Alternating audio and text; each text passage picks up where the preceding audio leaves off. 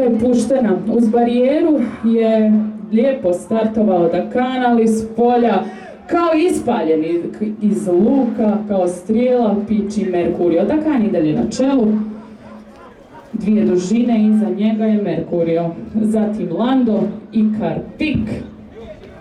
Potom vidjet ćemo ko nam je to nam je Atako, Valdenzar, Hattos, Nova, My Marta Twister i Sirius Black.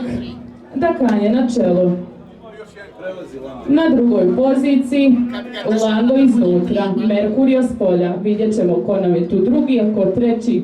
Na 4. poziciji Karpik, zatim Atako, Nova, Valdenzar, My Marta Twister i Sirius Black. Dakan uz barijeru, tu nam je i Lando na drugoj poziciji. 3. pozicija Merkurio, 4. pozicija Atako, 5. Karpik, 6. Hattos, 7. Nova, 8. My Marta Twister, 9. Valdenzar, 5. zadnji Sirius Black.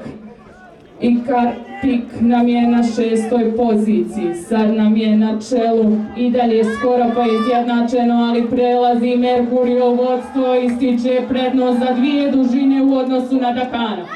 Dakan pada na 2., 3., 4. poziciju, na drugoj poziciji nam je sada tako s polja je neko, Hattos nam je s polja izbio na 2. poziciju.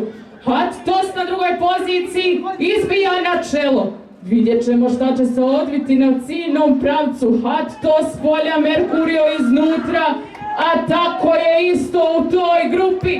Maknite se!